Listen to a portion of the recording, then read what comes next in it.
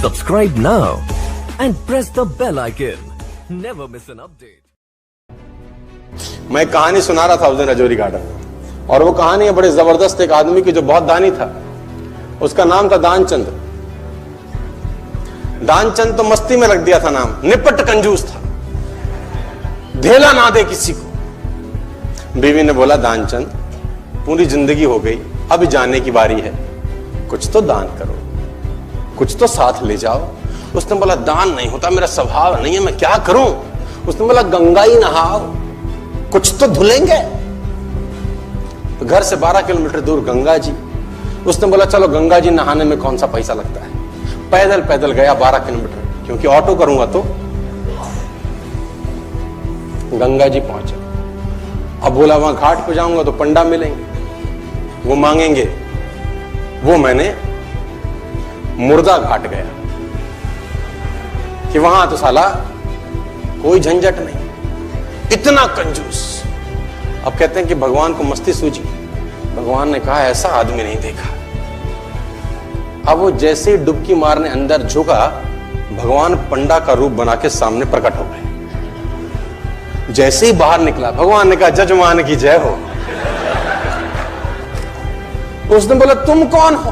बोले हम पंडा हैं, बड़े संतोषी ब्राह्मण हैं। वैसे तो यहां कभी कभी आते हैं, तुम्हारे ऐसा भी कोई ना कोई कभी ना कभी आता है, साल साल भर का खाना दे जाता है। उसने बोला साल भर का हम तो नहीं दे सकते।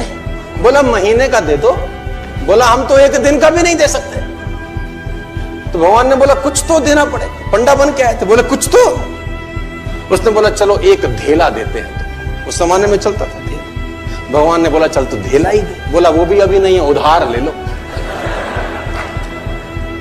भगवान ने बोला चल उधार ही टेक तो। उसने बोला उधार है, फिर कभी देंगे। तो बोला ठीक है। गया वापस 12 किलोमीटर, थका हारा। 12 गया था, 12 आया, थका हाया आया, घर में आके सो गया। थोड़ी देर बाद घर का दरवाजा खटखटा। जजमान की जय हो। बीवी ने दरवाजा खोला, देखा तो वही पंडा। बोला हाँ। बोला वो आपके पति देव ने कुछ उधार लिया है, वो लेने आए। पत्नी ने आदमी को जगाया, जागो, किसी पंडा को कुछ कहने को दे आए थे। बोले हाँ। बोला आ गई हैं बाहर। बोला जाके कह दो कि उनका तबीयत खराब है। अब कंजूसी देखो। अब वो जाके बोली उनकी तबीयत बहुत खराब है। अब पंडा ने बोला वो हमारे जजमान है, जब तक तबीयत ठीक नहीं होती हम यहीं रहेंगे। तुम खाने वाने का सामान बना दो हमको, हमें कोई तकलीफ नहीं। वो तो बैठ ही गया चौकड़ी मार के। अब बीवी फिर अंदर गई, बोली वो तो बैठ ही गए। उसने बोला जाके कह दो कि मर गए। अब ये आई रोती रोती, तो गुजर गए, अभी मर गए, उनका तो इंतकाल हो गया। इसने बोला जजमान गुजर गए। बोला हाँ। बोला तुम कहां गांव में जाके अकेली औरत खबर परोगी, हम खुद ही खबर कर देते हैं। बाहर गए, और जब तक तो वो रोकती तब तक तो बताए सबको कि दानचंद गुजर गया। दानचंद अब धीरे धीरे धीरे भीड़ इकट्ठी होनी शुरू। धीरे धीरे धीरे भीड़ इकट्ठी होगी, दानचंद के घर में इकट्ठे हो गए। अब दानचंद को बांध लिया, ले जाने की बारी। अब वो बीवी रोवे, ये मरे नहीं है। लोगों ने बोला ये तुम्हारा मोह है,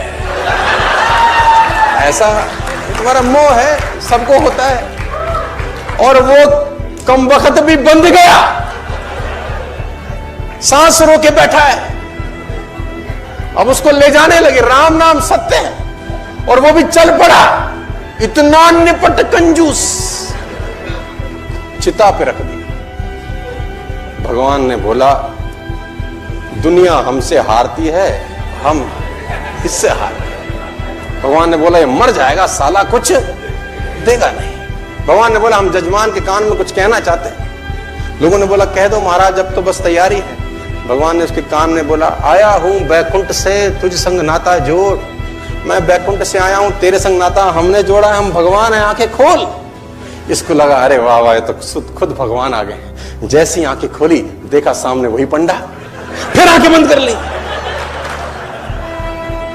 भगवान ने बोला भाई तू मांग ले, क्या मांगता है, तेरे से कुछ मांगने नहीं आए। इसने बोला हमको कुछ नहीं चाहिए, बस धेला छोड़ दो और जाओ। तो इतना कंजूस,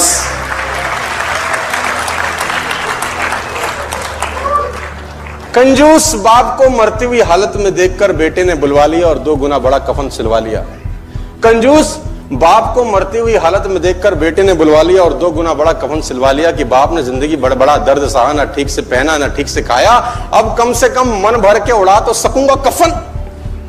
कहते हैं कान में पड़ते ही बेटे की बात बाप जी ने खोली धीरे से आंख, बोले बेटे ठीक नहीं है तेरी मर्जी, क्यों करता है फिजूल खर्च?